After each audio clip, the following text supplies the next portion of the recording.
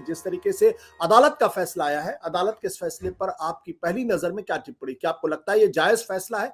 Defamation के मामले में 2 साल की सजा? धन्यवाद आशुतोष। इसका उत्तर है नहीं, जायज नहीं है। इसके कई पहलू हैं और मैं संक्षिप्त में आपको अगर कुछ पहलुओं पर टिप्पणी करूं। एक, पहली बार ऐसे आरोप से आरोपित व्यक्ति को अगर आप गिल्टी भी मान लें तो जो सबसे ज्यादा पनिशमेंट होता है 2 वर्ष का, वो अमूमन 99.99% नहीं दिया जाता है। डेफेमेशन मैं मान नहीं रहा हूं कि मानहानि हुई है, लेकिन अगर आप मान लें तो भी कन्विक्ट हो भी जाएं तो अमूमन 2 महीने, 3 महीने, बहुत ही बहुत करके 6 महीने के दंड होते हैं।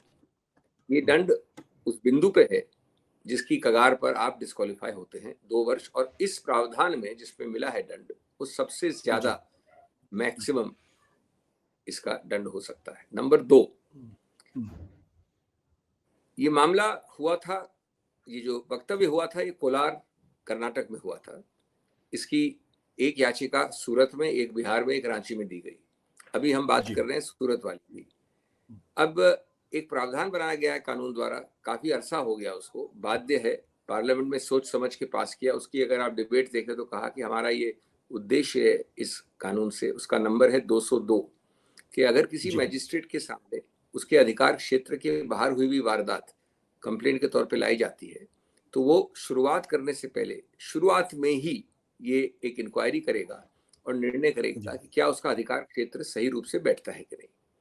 इस केस में रोचक बात यह है कि इसकी कंप्लेंट की गई, इसका याचिका इसकी कही गई, इसकी मांग की गई, लेकिन और वो निर्णय में लिखित भी है कि ये ऐसी मांग की गई राहुल गांधी के एडवोकेट द्वारा, लेकिन ये 202 की इंक्वायरी बिल्कुल ही नहीं की गई, विलुप्त है। और ये एक बहुत बड़ा कानून का उल्लंघन है, जो कि सब चीजें आप देखेंगे बाद में अपील में ली जाएंगी। तीसरा, ये दुर्भाग्य की बात है कि इसमें राजनीति कानून के जरिए लाई गई है और कानून राजनीति से मिश्रित हुआ है। जहां तक याचक का सवाल है, ये कंप्लेंट लगभग अप्रैल 2019 में हुई और 2021 जून में श्री राहुल गांधी सूरत में खुद गए, फिजिकली प्रेजेंट थे, एविडेंस वगैरह रिकॉर्ड हुई या गए, वो पेश हुए। उस वक्त एक अलग जज थे, मैजिस्ट्रेट का नाम था श्री दवे। उसके बाद 2022 में अचानक जब वो लंबित थी तो याचक खुद अपनी कंप्लेंट को स्टे करने के लिए उच्च न्यायालय चला गया गुजरात, और उसने स्टे करवा दी मार्च 7, 2022 के निर्णय द्वारा अपनी खुद की याचिका कंप्लेंट। वो 1 साल से लंबित पड़ी रही, मार्च 2022 से फरवरी 2023 तक। 7 फरवरी को राहुल गांधी एक बहुत जबरदस्त प्रभावशाली वक्तव्य देते हैं संसद में, आप जानते हैं उसके बारे में जी। और 16 फरवरी को 9 दिन बाद वो याचक जाता है उच्च न्यायालय के पास और कहता है कि जो मेरा खुद में मैंने स्टे लिया है उस स्टे को मैं विड्रॉ कर रहा हूं, यानी स्टे हटा दीजिए और नीचे जल्द से जल्द खत्म होना चाहिए। मामला हाईकोर्ट हटाता है स्टे, ट्रायल शुरू होती है 27 फरवरी 2023 को और 23 मार्च परसों उसका निर्णय आ जाता है। तो निश्चित रूप से इस प्रकार की ट्रायल और जो स्पीड रही है ट्रायल की, उसमें 202 का तो सवाल ही नहीं उठता, उसके अलावा भी कई त्रुटियां होंगी जल्दबाजी में।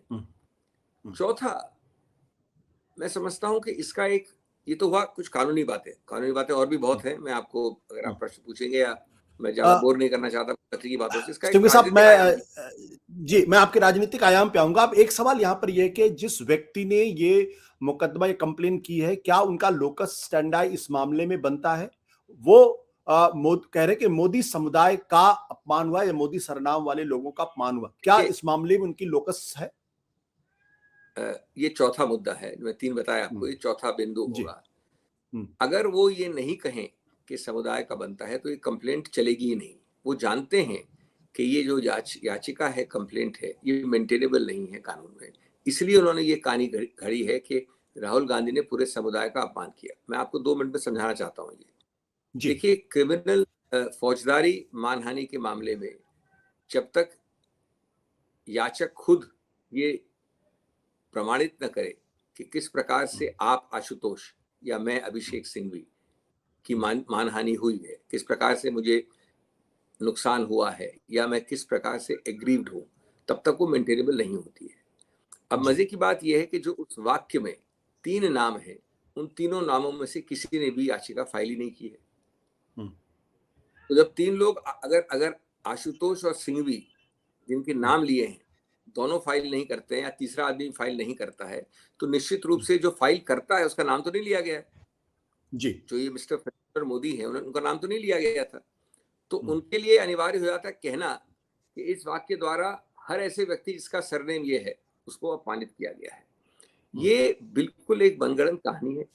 एक लगभग 3-4 पन्नों की वक्तव्य में, जो कि भ्रष्टाचार के बारे में है, दुरुपयोग के बारे में है, कुशासन के बारे में है, कीमतों के बारे में है, बेरोजगार के बारे में है, उसमें एक वाक्य आता है जिसका कोई भी ऐसा इंटेंशन नहीं हो सकता, ये 5वां बिंदु है, इंटेंशन नहीं हो सकता मानहानि करने का।